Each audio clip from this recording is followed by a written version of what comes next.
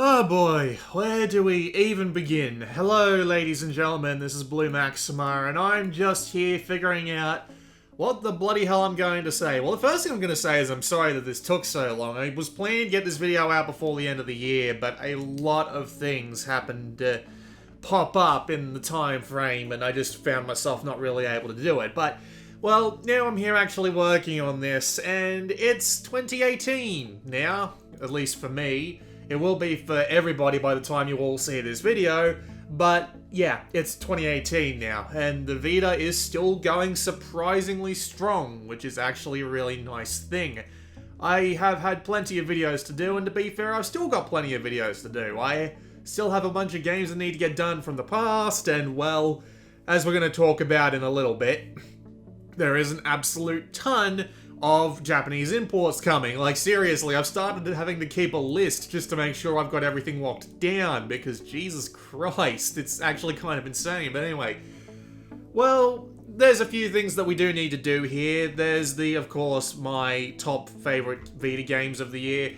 I do actually have a bunch of games that I did play that weren't on Vita this year that I actually liked, but I left those on Twitter, although if I remember, I will link it, not even link it, I'll put it on screen somewhere, just so you can see that if you're curious. But then again, most people don't watch me for my non-Vita stuff, which is kind of unfortunate, because it leaves me with not that much to go. But anyway, we're going to start talking about Vita games this year. So, first thing I want to do is I want to talk about the bloody bastard children. I want to talk about the games that came out that were terrible, first off, because we might as well get the bad stuff out of the way. I've got like 5 entries here on this list. I've got a few lists here to go through, so I've got something to talk about.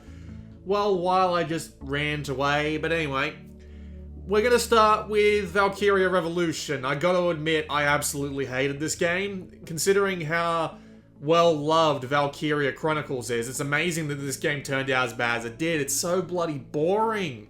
Not to mention the Vita port was anywhere between somewhat decent and absolute crap. I'm not entirely sure why they decided to port it to Vita at the last minute like they did, but they did, and it turned out badly, just like the actual game did. And the funny thing is, they announced Valkyria Chronicles 4 for Switch, and not for Vita, which is actually kind of annoying. I'm not sure why they did that. I assume it's probably because the Vita didn't have the technical prowess that they were hoping for Valkyria Chronicles 4, which kind of sucks, but in a way I can understand it. Of course, we've got to talk about Tokyo Tattoo Girls, and who makes a strategy game that doesn't have any actual strategy? Wow, that took a little bit of a while to get up in my throat, but there you go. Who creates that sort of game? Like, I'm trying to think of the development process behind Tokyo Tattoo Girls, and it feels like everybody just stopped like 2 months in and just walked out of the studio. I'm not entirely sure what they were going for there, but that game is no fun to play whatsoever. A strategy game with no strategy, it's like eating cheesecake without any cheese. Or any cake, I should say. Yeah, whatever. Well, of course, we've got to talk about Pox Nora as well. That game's port, it's unbelievable. That's probably the worst Vita port I've ever seen. And that's saying something. Like, I remember games like fucking Chrono Vault. Does anybody remember that? No, nobody remembers that good. It was like Super Monkey Ball, but absolutely terrible, and it could not run any faster than like 10 to 15 frames a second. It was legitimately awful, and it hurt my eyes playing it. But this just takes the cake. The fact that you can't get to the end of a damn game without it crashing on you is unbelievable.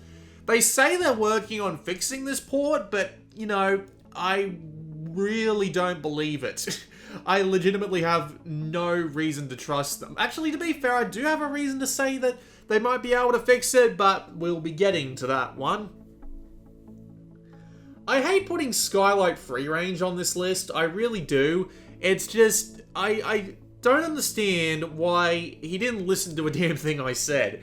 The game was actually a prequel. Well, not even a prequel. I mean, like, technically Skylight Free Range 2, which came out before the first one, is the sequel, but yeah, considering that he doesn't seem to have fixed any of the easily fixable problems from the second game, I say second in finger quotes, makes it just weird. Like, I don't really know why he didn't fix, like, the simultaneous blinking. That was weird. Like, see, good God. And then we have, of course, Sometimes You.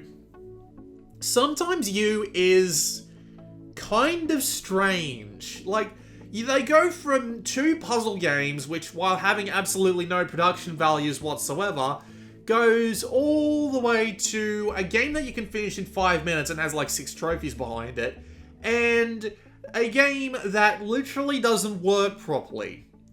Like, you literally can't play it as well as you need to because its technical performance is so bad that it just can't handle it. Did they even test it? It's like that Zombies The Last Survivor and that Mop Operation Cleanup game, which never came back on the store, by the way. It was so broken that it's amazing that they missed the bugs. I assume there's no actual quality control at Sony anymore because there's no way that game should have gone out. Bloody save the Ninja Clan. I do not believe it. And I don't really trust them to do anything else. I mean, there was that game, I can't remember what it was bloody called, but it was the one where you had to move the ball in between the white lines. It was like irritating stick, but shit. And yeah, it wasn't great either. So pretty much everything they've done is anything from just average, and that's at the very high end, down to terrible most of the time. And I'm amazed that they make any more money. I'm surprised they haven't just outright stopped Vita releases yet. Also, I believe they were responsible for Alteric, and Alteric was also quite shit. So there you go. So I do have a list of 10 games here, with one that's just outright highlighted as my number 1, and then the rest is just unnumbered. But, I mean, I do have a few games that I wanted to give honorable mentions to, games that I wouldn't have put in my top 10 for one reason or another, but I still think it worth giving some praise to anyway. And we might as well go and do that. So, Vostok Inc. Now, I know this game is actually... I don't even remember if this game came... This game must have come out in 2017, surely. I might actually have to go and look up my video on it, but basically they did a performance patch, a big one. Like, seriously, the Vostok Inc Vita, I realize I have to type into my fucking browser. 3 months ago, yeah, it was definitely this year. My time perception is never very good, but yeah, they made a performance patch, a big one. Like, I cannot even tell you how big of a patch it was, because it literally made the game playable again.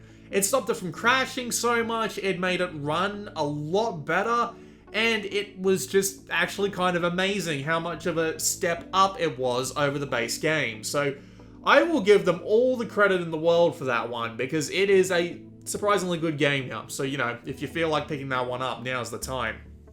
Then you've got Maldita Castilla and Super Hydora, which... they are basically the ghouls and ghosts and the, I assume, Gradius? Or it's probably more Darius than Gradius, honestly. But yeah, it's the Darius and the ghouls and ghosts of the Shovel Knight style games, where they try and improve the base games while also bringing them up to a little bit of an extra modern standard. And while I did like these games a fair amount, I find them just to be way too difficult for me to really put in any sort of top 10 list, which is a little unfortunate, I'll grant you that, but it is what it is. But they're still pretty good games, and I did want to mention them honorably because of this. Then you got, of course, Son of Scoregasm, which is, well, not of course, I mean, someone might have thought that'd been my top 10, but yeah, Son of Scoregasm, still pretty good. Also really fucking hard, and that's why I didn't want to put it in my top 10, because that's kind of a thing with me. The difficulty has to be pretty well balanced if you want me to like your game, instead of... and by pretty well balanced, I mean something I can actually succeed in. But yeah, Son of Scoregasm is ridiculously hard, but it's also pretty good. Not as good as Geometry Wars 3 Dimensions, but to be fair, any twin-stick shooter on the Vita has to go up against Geometry Wars 3 Dimensions, and going up against Geometry Wars 3 Dimensions means you're probably going to lose. And I really am sorry to the people that... I really am sorry to Charlie for having to go up against Geometry Wars 3, but he did, and of course, he put up a good fight, and that's why the game's still here, but it's still lost. So, you know, sorry dude. Yomawari Midnight Shadows, horror, not really my thing, and this game actually gets surprisingly hard towards the end as well. I haven't finished it, but, you know, I have played a fair bit of it, and it does get really damn hard. But still pretty good, and I do like that Yomawari is going to be turning into a series. NICE have come out and said that they plan on making more sequels for it, which I'm happy to see. You know, as long as they don't go too far up their own arse, I'll be fine with them making more Yomawari games. And maybe the next one will be really good. Like, they seem to be improving somewhat, and maybe just a little bit more of a push will make it a real classic. They're also, in fact, in the same article, they were talking about Covenant Labyrinth of Refrain getting a sequel as well, and I'm still waiting for that to come out over here. It's starting to annoy me. Itadaki Street.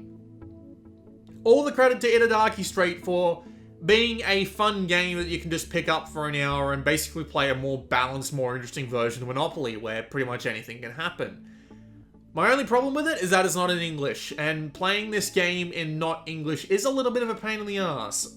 Honestly, if I was able to play it in English, it might actually be on my top 10. But with that said though, it is pretty much like one of the best imports this year, if not the best import this year that wasn't like...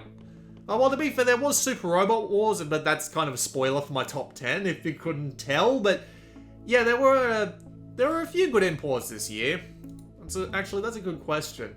I can't really see at an easy glance just how many imports came out this year, and there are a couple I played this year that didn't come out this year at all. Like, about a week or two ago, I literally put up a video that's bloody the 2012 version of Pro Yaku Spirits, so I don't think I've got any right to say anything about that, but oh well. And my final honorable mention before we get on to the top 10 is Chaos Child. Now, Chaos Child is actually pretty good. It's got some good art, the story is interesting, although there are a couple of weird things that seemingly come out of nowhere. Although I haven't played through the entire game yet, which is the reason why it's not on my top 10 or not completely off my top 10, because, well, the endings of these games generally either sour or sweeten your perspective on the entire game. And since I haven't actually gotten around to finishing it yet, because it's got the Steins Gate problem where, despite there being some intrigue in the first few hours, it's just super fucking slow. You know, maybe when I do get around to finishing it, and hopefully I'll be able to do that at some point in the next year or so, I can do a proper video on it. I was planning to do a video on it, but as I said, it's got the Steins Gate problem, and you can see that while you're playing if you've played Steins Gate already. It's just so fucking slow. But there you go. So we might as well just move on to my top 10 then, and then we can talk about some upcoming games, and I can talk about what I plan on doing with this channel once the usual thing is out of the way. So, let's get on to my top 10. Other than number 1, which I will be doing at the very end, these are in no particular order, because I hate trying to number top 10 lists. I know I have an absolute standout for this year. With that said, though, you know, everything else is, you can put it in whatever order you like. If you want Super Robot Wars V to be number 2. If you want Tukiden 2, which will be the first entry in this list, to be number 2, you're more than welcome to it. With that said, Tukiden 2. I was a little bit surprised by this one. Maybe it was a patch they did. Like, I played the launch day version of Tukiden 2, and the English version that came out had a couple of patches in it. And I think the patches might have improved something, and then maybe I was just in a better mood to play Tukiden 2, because, you know, if I'm in a bad mood, any game, despite how good it is, might look like a piece of shit. But, yeah, Tukiden 2, something was different when I played the English version, and I liked it a fair bit more than I thought I would. And, I mean, it is literally just like a Tukiden sequel, although I'm still not a fan with the way they handled the open world. It's not as bad as could be expected, because, you know, when you give it a little bit of extra thought, it would be a massive pain in the ass to deal with a monster running all over the open world and stuff like that. At least it gives you a few extra places to fight.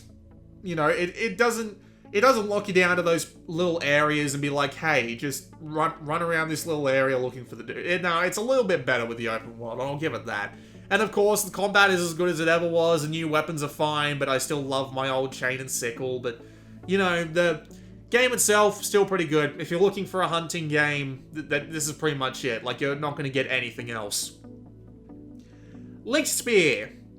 I love this game's theme. It looks ridiculous. It is a wonderfully campy treat. And the gameplay is just hard enough for me to keep coming back, but not hard enough for me to curse it and throw my Vita out the window. Because, you know, I've got 5 of them now, so hopefully I just still want to try and hang on to them, but, you know, I think I can break one safely to have someone as a replacement, whatever.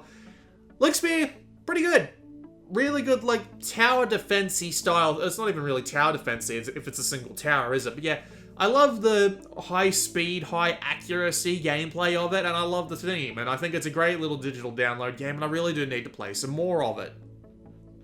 Speaking of games I need to play more of, since I haven't actually managed to play it since I did my video on it for the most part anyway, Super Robot Wars V. The fact that we finally got one of these games in English after like 20 years that wasn't a fan translation. Has it been 20 years? It'd be close. I think the Game Boy Advance came out in 2001 and that's when they brought out the... what's it called? The Game Boy Advance one. So, you know, it's at least a decade. Like, well over a decade. And... well, I mean, it's basically just like one of the world's best strategy games. Or at least, you know, one of the Japanese strategy games. And I love the concept, I love the fact that there's an absolute ton of mechs you can use in your team to however you choose, the branching story, the different protagonists, just pretty much everything about this game is fantastic, and that's why I really wanted to put it on this list, and I'm really looking forward to Super Robot Wars X, although I really do need to get around to finishing Super Robot Wars V before it comes out on the 26th of April. SteamWorld Dig 2 was a nice highlight as well. That was a surprisingly good way to move your property forward while at the same time still making it feel like the same thing that it always was. It's changed to predetermined levels to make the mining and, you know, upgrading more interesting. Was a clever idea, and they pulled it off pretty damn well, and it just feels like a sequel to SteamWorld Dig, and that's pretty much what I wanted, because SteamWorld Dig was absolutely fantastic. So, SteamWorld Dig 2 does get the thumbs up from me. Rabi Ribi, Bullet Hell Metroidvania. That certainly wasn't something that I expected to see, but, well, it's here, and it's pretty damn good. I am actually quite a fan of Bullet Hell, surprisingly. I'm very bad at it. I am not very good at it at all, but I do quite enjoy it, and putting it into this little unique little thing where all the people are cute girls, fine by me. The gameplay's fun, it's challenging, it's interesting, and you've got plenty of different moves and stuff to work with, so it doesn't ever get particularly boring. And yeah, I find it hard to say anything more than I like it, but you know, that's a pretty good reason to put it on this list. If I like it is my best reason. And that means we move on to Valhalla, which I really like. So, it's a bit weird how much I like visual novels, considering how much I think gameplay really matters in games. So, the fact that I've got so many visual novels on these lists is actually kind of amazing, but oh well. Valhalla makes it really interesting by being set in a not so much post-apocalyptic future, but it feels like it's moving towards it, so pre-apocalyptic? I am a pretty big fan of the way this game does things, with the characters just coming in, getting drunk, and spilling all the details about their lives, and it just feels a lot more real than 2064 Read-Only Memories did, which is actually kind of funny, because I believe they're set in the same universe, and the whole drinks mixing thing to keep you interested and trying to keep you remembering stuff while you're actually talking to these people is, yeah, it's actually pretty awesome, and I really need to get around to finishing it. I believe I only got 1/3 of the way through. So there you go. Soul Sanctuary didn't have a very good start, but at the same time, it got patched, and it's a lot better now, although it was fun being able to play around with the debug menu on Vita for a while there. Man, I have like a 25-minute video of me just screwing around in it, and that is absolutely fine by me. So, yeah, Soul Sanctuary is basically a Dark Souls clone, but in 2 dimensions, and it was made by people who have credit. They made the Dishwasher Vampire Samurai, was it called? And a couple of other games along those sorts of lines. So if anyone was going to take on 2-dimensional Dark Souls, it was them, and they did an absolutely fantastic job of it. Ridiculous lore, really high difficulty level, tons of unique bosses and locations to explore, and a bunch of metagame stuff like leveling up your character and choosing your religion and all that. You know, everything that Dark Souls does, Soul and Sanctuary does as well, and they pulled it off pretty damn well. So if you want a Dark Souls game that isn't via remote play, yeah, why haven't you picked this one up yet? Surely everybody knows about it, because that's all that was ever called when it was shown up in the gaming press. This is Dark Souls, but in 2D. Ys 8. It's an Ys game in full-on proper 3D. I mean, I know Memories of Celceta and 7 were in 3D, but they're a sort of top-down 3D where you don't... And there was like Ys Origin as well, I suppose. But Ys 8 just really integrated the whole 3D side of things into the game, and it also happened to be really damn good with the gameplay, the combat, and the RPG leveling, and the maintaining your home base and all that, you know, all of that stuff is all perfectly good. The localization, notably for this game, is actually getting a big patch to basically replace everything, which is actually kind of awesome. Like, since when have you heard of a localization being bad enough for the fans to get annoyed enough to convince the publishers to do an entirely new localization and release it for free? Like, that has never happened before, and I admit that I'm grateful because it means that the writing might be better. But I'm more or less fine with the base game as it is, but I will probably pop back into it and give it another go when the new localization comes around. But yeah, Ys 8, probably the best action RPG we've got this year. Treasure it, because it might be one of the last. Papers, Please. Dystopian paperwork border guard simulator is unbelievably good. I played this back when it first came out. I bought it pretty much as soon as it was getting praised in the gaming press, and I played that shit and I loved it. And then the Vita port came along a few years later, and I played that and I loved it too. He did an absolutely fantastic job adapting this game to Vita, using the touchscreen to find all the problems with the documents and stuff like that. It all works smoothly, and it's a really interesting story with multiple different characters that you can come to like and dislike, different things you can do, and different endings you can get. It is an absolutely fantastic little game of its kind. It feels so unique. It's hard to put a genre on it, and that is actually really nice. Like, think about Papers, Please. Other than, like, Paperwork Simulator or something that gets really down to it, you can't really put it into that much of a genre. Like, maybe Action Puzzler, but even then, there's not really that much quote-unquote action. But, yeah, it's unique, and it does a really good job of telling the story it wants to tell, while also having gameplay that, despite the fact that it's literally doing paperwork, is arguably one of the most interesting things I've played pretty much ever, actually. So, yeah. That was 9 games, people. Was that 9? Yeah, it was 9. I can't count. But yeah, that was 9 games. And you're probably wondering what game number 1 is. Well, actually that's kind of being a little bit dishonest, because technically it's 2 games and a bloody... It's 2 games in a bloody anime series. Yep, I'm putting the Utawara Ramono trilogy just top, front, center. Because it deserves it. The absolutely ridiculous amount of effort that went into this from Atlus is remarkable.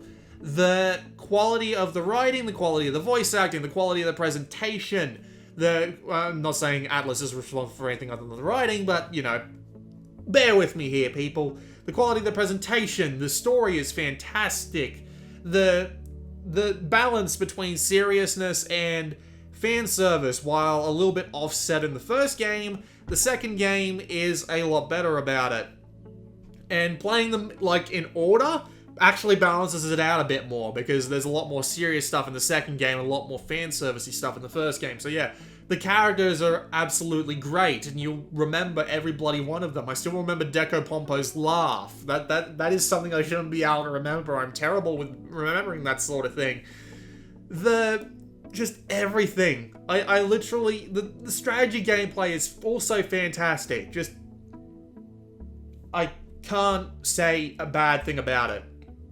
I really can't. I really need to get around to playing these games again. I adore them. They've got to be in my top 10 series of all time now, if not top 10 games in general, and I am so looking forward to that damn remake of the first game. Now, if Atlas would just hurry up and announce it. Come on, Atlas, don't make me watch the series again so I can play through 2 and 3. Also, Atui is best girl. No one will fight me on this. So yeah, that was my top 10. And now we have to talk about... I keep getting shit in my throat. I'm sorry. Not literal shit. I hope you don't think of me that way. But...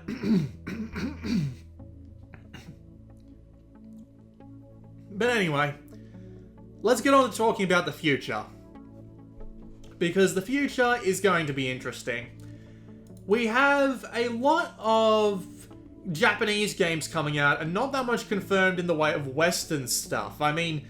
We've got a major game from pretty much every publisher imaginable, which is interesting. We've got Digimon Story from Bandai Namco. We've got Under Night from Axis. We've got The Longest 5 Minutes and Penny Punching Princess from NISA.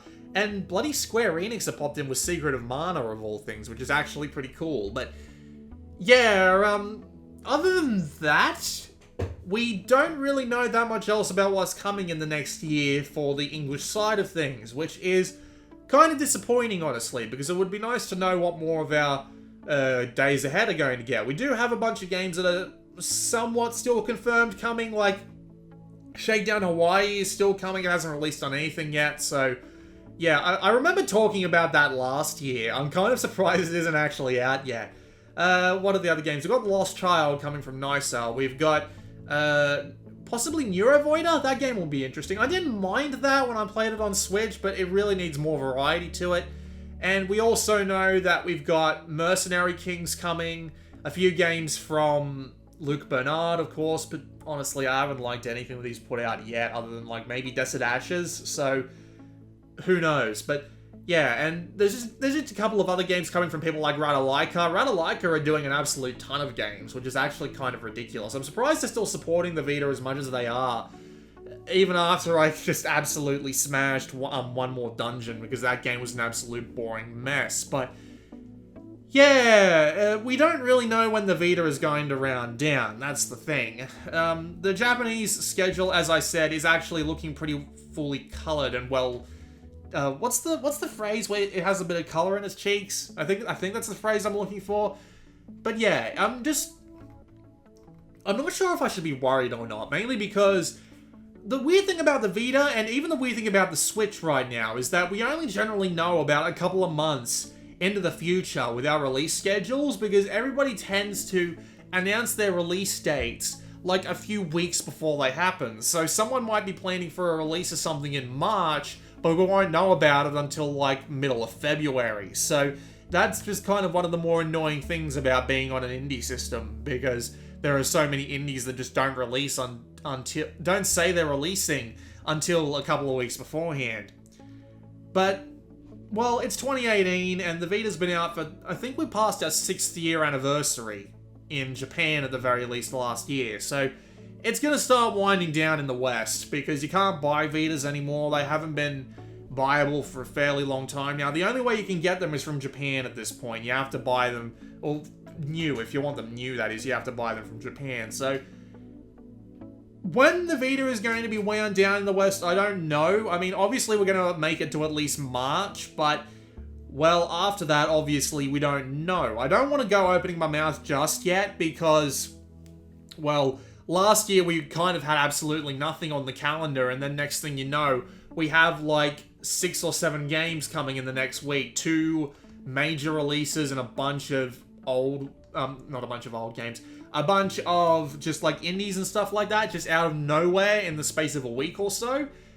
But yeah, I'm just saying that, you know, now's probably the time to start thinking about what we're going to be doing next. And, well, for me, I can't really think about that just yet, mainly because I'm still going to be doing Vita stuff. Vita is still front and center, priority-wise, when it comes to this channel, because well, it's where most of my viewers still are. It's still where what most people watch, I should say.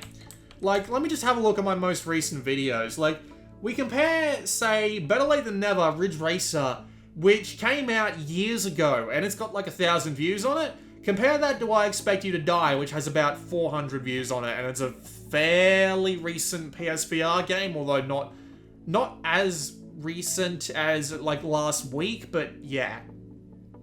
Beta still has to be my #1 focus, mainly because that's why people are still watching. And if more people watched my other stuff, I'd have more reasons to go for it, but that's quite unfortunate, I suppose. Yeah, so I do kind of have to stick around on Vita, and the nice thing is, the Japanese release schedule, as I have hinted to in the last, like, 30 minutes, is still going to be nice and fleshed out. So, we have... How many games have I got listed here? 15! 15 games! Like, I don't plan on getting all of them, but... I mean, let me just list them out here, because I basically had to start keeping a list of what games I have down pat for the upcoming year. And these are all the Vita games that I currently have coming to me. So, Gintama Rumble comes out in like 2 weeks, and I am absolutely getting that because it's a Musu game. Well, not really a Musu game. It's not by Koei Tecmo, it's by Bandai Namco, but you get the general idea. I tried watching Gintama and I was actually kind of bored by it, but it's a funny story actually. I use Tiger to keep track of all the anime I watch because I never remember what anime I watch, and that requires a My Anime List account. And if you sign up, if you put like Gintama in your plan to watch or watching list, someone will PM you out of the blue saying, hey, I know Gintama starts out slow, but give it a chance and it gets really good. I didn't even know. Like, I got this email being like, saying, you have a message on My Anime List. And I'm like, who the hell is messaging me? But anyway, continuing on. I played the Virtual On demo. It'll be out on February 15th. And I did like the demo. I liked what I played of it. It's definitely a lot slower and a lot more technical than, say, Gundam Versus. But what I played of it I liked, and I'm looking forward to getting my hands on the full game. And, well, hopefully the online multiplayer will work pretty well, because we're in, or I should say, I'm in Australia. So that means I get to play with the Japanese with an actually decent ping. I do quite enjoy playing Gundam Versus with Japanese people, but they absolutely wipe the floor with me. Your Four-Night Princess Training Story, which is the sequel to Penny Punching Princess, is coming out on March 9th, and I do have that down pat on pre-order as well. I just want to point out that, like, I hate shilling for PlayAsia as much as I do, because, not because I hate PlayAsia, but because I hate shilling. Shilling does not sit right with me. I don't feel right advertising anything, like, at all, right? But there's something I need to point out, and I'm just going to go through the rest of the titles I have on this list here, because I need you to understand this for context. So, the games that are coming out that I've got pre-ordered are the following: Gintama Rumble, Virtual On, Your Four-Night Princesses, Attack on Titan 2, Bullet Girls Fantasia, Super Robot Wars X, Is It Wrong, Infinite Combat, and Sengoku Hime 7. I also plan on pre-ordering Metal Max Xeno, and Persona 3 and 5 Dancing All Night. My community said wait for the English versions for that one, but I'm still debating it over here. And I do also plan on getting Power Pro 2018 and Fate Extella Link. Thanks to your support, by going through that PlayAsia link on my channel and buying stuff from that link from my channel, I was able to get all those games without putting forward a cent of my own money. Without not a single cent. And I cannot say how grateful I am for that, because the amount of money I would have had to have spent to get all of those interesting games from Japan would have been enormous. And as a matter of fact, I do know how much money I've spent on Japanese imports, and I don't really want to think about it too much. But the fact that I can get all of these without having to put forth basically my left kidney is amazing, and I owe everyone who's watching this video who's been through that PlayAsia link a thanks for that, because seriously, it has helped massively. But then again, you guys got a ton of Anedian Imports videos, so, you know, you did get something out of it. So, yeah, I just need to point that out, because seriously, the amount that PlayAsia has done for me, the amount that you guys have done for me is ridiculous. So, yeah. Back onto the list. Your Four-Night Princess Training Story. I liked Penny Punching Princess a lot, and I'm really looking forward to playing it in English. And with Your Four-Night Princesses coming out a couple of weeks before it'll be nice to actually see what they've done with it before we get to playing the English version. I hope they end up localizing this one too, because it looks like it's going to be a lot more text-based. And, well, I don't know that for sure, but we'll wait and see. Attack on Titan 2. This version isn't coming out in the West, it's only coming out in Japan, but Attack on Titan 1 was basically Dynasty Warriors with Titans, so we'll have to see whether or not this game does anything major in the way of improvements from the first game. But, at the same time, considering that it's an action game, like, say, Shin Gundam Musu, it'll probably be fine to play entirely without knowing the language. Although I have to admit, I haven't seen much further than the first season of the anime, and I believe this will be covering the second season, but I could be wrong. I don't know. I don't know that much about Attack on Titan 2 yet. Bullet Girls Fantasia. Yes, I did end up having to pre-order this one, because, well, to be fair, it is actually looking pretty interesting. I mean, they're combining the entirety of the modern thing with, like, a fantasy theme, and the fantasy theme actually sounds pretty interesting, so hopefully it will work out pretty well and it'll actually be interesting. And it's actually coming in English. Like, they're actually doing a full-on English release in April, so why the hell wouldn't I go for that? It just, you know, chances are I'll get like 10k views on it, because, I mean, in my playlists where I've got my An Idiot Imports playlist, I still have that picture of the anime girl from Bullet Girls 1 in her pants to this day. I assume that's the main reason people click that playlist, but there you go. Metal Mag Xeno looks absolutely awesome. I don't know how RPG it's going to be, but I'm going to take a look at it anyway, because, I mean, there are some RPGs that I would refuse to cover just because they'd be too RPG, they'd have too much text, too much story, and what have you, but at the same time, I just want to see if it's interesting as an RPG, and, well, it reminds me of Saga Scarlet Grace, so I'm just hoping that it's not as text-based as Saga Scarlet Grace, because, well, if it is, well, I'm kind of screwed, aren't I? And God only knows if Xeno is actually going to come out here, but, I mean, there's a higher chance than normal, because Metal Mag Xeno is being done by, published, I should say, by Kadokawa Games, and they're the people who published God Wars, and they've basically got NIS America in their pocket. At least I believe it was Kadokawa. Let me look that up real quick. Metal Mag Xeno, via download, Kadokawa Games announced. Yeah, it's Kadokawa, so it's slightly more likely to get localized than any of your other typical, Japanese import, just because it's probably going to have nicer at the helm if they decide to do it. Super Robot Wars X, getting an English version, coming out on the Vita. Sure, it's a month late, but I don't care. I want to play it in English anyway, and, well, it's more Super Robot Wars in English. You do not bite that gift horse. That is a horrible metaphor, but fuck up. Oh, shit. You do not bite that gift horse. What the fuck am I saying? You do not look that gift horse in the mouth. You do not look that gift horse in the mouth. You buy a Super Robot Wars game if it comes out in English. That is just what you do. I said that I might consider skipping Persona 3 and 5 Dancing All Night, and the community mostly agreed with me, which is actually kind of funny. Like, I've got the log here, the community thing here. I have the community tab on my YouTube channel where I run like little polls and stuff where people can respond to like polls and stuff. But yeah, grab the Japanese versions was only at 22%, and wait for the English versions was at 78%. Everybody's also telling me that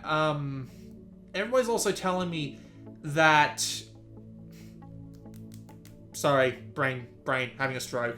But yeah, the majority of the community said I should wait for the English versions, but then a few of them also said something along the lines of, the story was crap in the English version anyway, and the charts were bad, so import it for the gameplay and the music and hope they've improved it, which honestly sounds like a pretty good idea.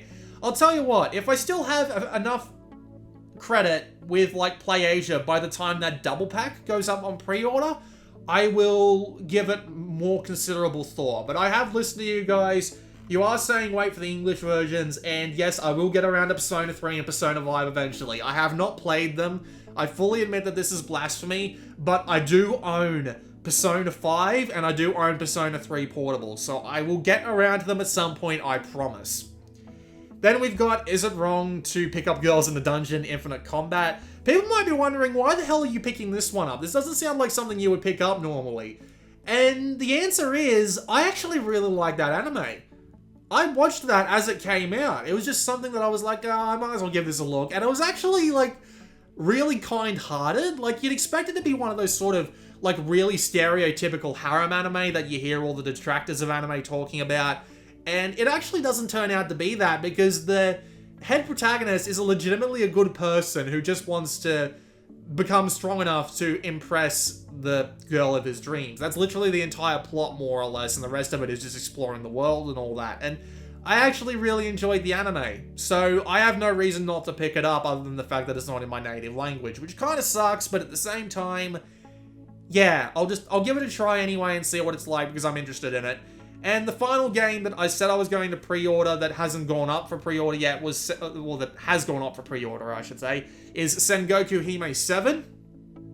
Now, I haven't told anyone about this yet, but to be fair, it's not because I was embarrassed or anything. Looks left, looks right, looks left, looks right. But, but I actually have been considering doing a massive, large-scale import of System Soft Alpha games, because I was really surprised by Daisen Ryaku. I didn't think I was going to like Daisen Ryaku, and I thought to myself, well, let's go give them all a look, and we'll see if they're any good. Turns out they were. They're very niche, and obviously they have a few problems of their own, and, you know, the problems are actually different between games somehow, but they're still pretty good games. And that's what made me consider picking up everything, and as a matter of fact, I have. I have a pre-owned copy of the game that I have a really old video of me doing a thing where I basically just scrolled through the manual and said boobs over and over again, because I thought that was funny at the time. And to be fair, I still kind of think it is funny, because it was just ridiculous. But still, I picked up that game. I picked up its sequel. I picked up the two Taiheiyu no Arashi games, Sengo Muramasa DX, Sengoku Hime 4, and now it is waiting for Sengoku Hime 7 to get a date. So, there you go. They sent all those out to me very recently, in fact, which is why I think it's worth talking about, and I'm only waiting on Sengoku Hime 7. However, I also do have a bunch of digital imports to get through first, so I'm going to try and get through all of them before I start focusing on the System Soft Alpha stuff. I might pop in like one or two System Soft Alpha games, but like I want to do them right next to each other so I get a decent comparison between the two. Like, I want to do the two Taiheiyu games right next to each other. I want to do the two Moe Moe War games next to each other. You get the idea. And of course, I'm going to pick up bloody Power Pro Baseball 2018, because I absolutely loved the pants off of 2016 and its updated version, which was like a free update that gave it a player versus, well, not so much a P versus PvP multiplayer mode, but like a one-on-one competitive mode with a bunch of rewards and stuff you could unlock. And yeah, I absolutely loved that. I am definitely going to get 2018. I just hope they add like another extra mode on top, but I don't really think they are at this point, which is kind of disappointing, but like, oh well. And they did literally just announce like Fate Extella Link. Like they just announced it this morning. Let me go look at the details for that, because, you know, it's a bit surprising. This literally just came out of nowhere. Fate Extella Link launched June 7th in Japan, adds Francis Drake, Astolfo, and how the fuck do you say that? Skatak. It's literally pronounced Scathach. What's up with that? But yeah, that just came out of nowhere. Like, what's the deal? That literally just got announced today-ish, and well, I might as well get it. Because why the hell not? Thanks to you guys, I'm going to have the credit to do it, so I might as well do it. And that's actually pretty awesome. There is also, of course, a few other games coming that I am really on the fence about getting for obvious reasons. Like, Gendai Daisen Ryaku 2018 is the first one, and that's mainly because it looks exactly the same as 2016. And if you remember when I played that, I couldn't play that because of the way the menu is laid out. Because, the fact that the menu is text only and doesn't give you any sort of graphical assistance to use that menu means that you're kind of screwed. And that just kind of sucks to me, mainly because I have a lot of trouble remembering things. It's something that I've been struggling with for a long time, and It's funny, I used to have a photographic memory, but I just kind of lost it over the years, and now it just doesn't work at all, which is really bad for me. But yeah, I'm probably going to skip that one, just in all honesty. I've got too many System Self Alpha games to cover already, and that game will probably be out before I get to the others. So, we'll just ignore that one. It looks like just a scenario pack anyway. It literally... There's screenshots of the PC version on the website, and it looks no different from 2016. It just has a few new scenarios, so there you go. There's also Catherine Full Body, which I am really hoping for a Western release of. There probably is going to be one. Whether or not it's going to be on Vita is anyone's guess. Same with 13 Sentinels. Then again, I don't even know if the Vita version of 13 Sentinels is still coming. Like, they had it listed during the Tokyo Game Show, I think is still coming to Vita. But, seriously, when the fuck is that game coming? I've been waiting for that game for like 2-3 years now. It's like Vanillaware and mechs. I don't need to say anything else. So, where is it, damn it? But yeah, that's pretty much it for the upcoming games so far, at the very least. Yeah, that's Japan. I'm getting almost all of them, if I can. Like, as soon as Power Pro goes up for pre-order, as soon as Fate Extella goes up for pre-order, as soon as Melmac Zeno goes up for pre-order, I'm getting all of them. So, you know, if you're thinking that there's not going to be Vita content for the next few months, trust me, there will be. As for how much, though, who knows? And by the way, that brings me to my next point. I am actually moving in February, possibly March. I don't know exactly when at this point, but I am moving. So there might be a little bit of a problem with content in February, just FYI. I'll probably end up having to do another video about it when the time comes. But yeah, what I need from you guys is a little bit of help. So, I need to start doing videos on games. The question is, what games do I do videos on? I need to do some more better late than nevers so that I have backup content in case I can't do anything while I'm moving. So, you know, if you guys want like a better late than never, or just like a particular like subject of Vita video that you might like, I'm not going to do another, what's it called? Finger snapping. I'm not going to do another like Blue Maximus Top 100 Vita games just yet, because again, we've got like 10 imports coming in the next 6 months, and I don't want to go redoing that only for it to be out of date again in 6 months, you know? I want to save the next Top 100 Games video for when the Vita is well and truly gone, right? Because I feel like that it would be disrespectful if I did anything else. So, like, any sort of, like, specialist subject for Vita, or maybe even, like, do you want me to do more PSVR videos? Like, have them as backups. I was playing Ultra Wings, and Ultra Wings is pretty good. It's really good, but, yeah, just, like, if you want, tell me what you want for me to have as, like, backup material, and I'll do it, right? Okay? Simple? Yeah, I need some more backup material before I move, just in case I run into video production problems, either when I get there or before I get there or what have you. So yeah, I'm gonna keep doing Vita stuff until it either kills the channel or kills me. That's pretty much how it's going to go down, because, well, that's how I started, and damn the odds, that's how I'm gonna finish. Even if it means that nobody watches the channel by the very end, and I end up having to go do something else in my life, but honestly, that's probably not the worst thing in the world. I need to get off my fat ass and do something with myself. I need to get around to writing that goddamn book that I always get like 10,000 words into and then just lose interest in. I need to get to my million game backlog. I need to actually start writing reviews again instead of just, you know, speaking into a microphone. I need to, like, do stuff. I am actually working on another project that's completely unrelated to Vita right now. And if you are on a very specific dome that pleasures people, you will know exactly what that project is. But other than that, yeah, Vita is going to be front and center for...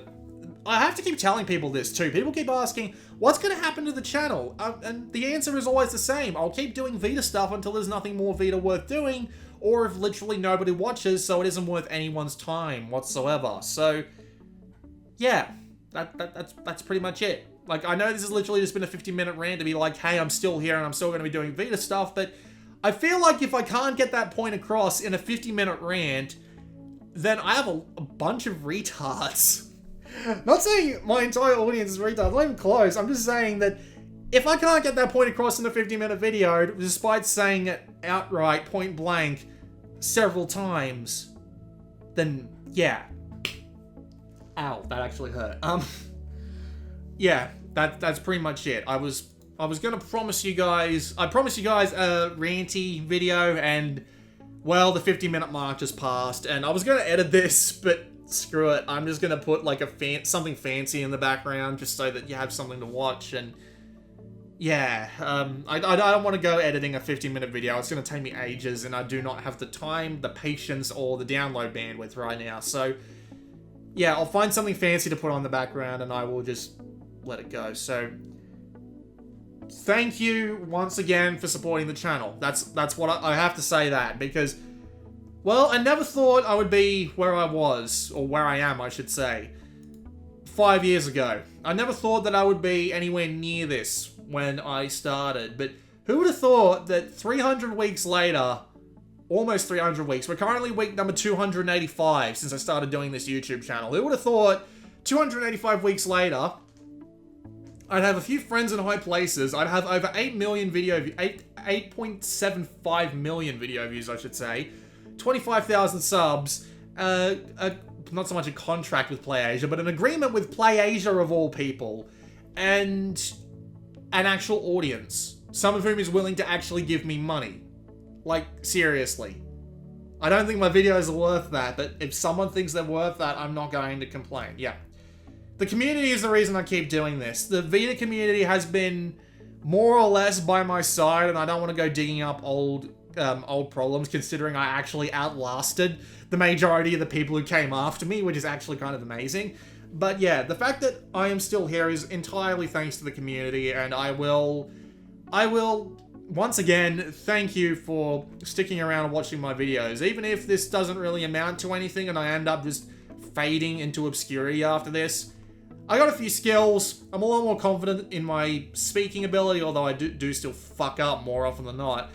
And I have been able to play so many games that I never would have imagined that I would have played when I picked up my Vita around this time 6 years ago. And that is something I never thought would actually happen. Like, I never thought that instead of like a Halo game being at the top of my at the top 10 of my list, I never thought that would be overtaken by a game about cat girls and cat boys fighting gods and fan service. Like, that is a really bad description of a Tawara Ramono, but I'll work with it. So there you go. I'm done. Like, if I keep talking, I'm just gonna ramble on even more, and I know people like that, but I gotta stop before my voice gives out. So this has been Blue Maxima, and hopefully this next year will be full of surprises and fun times.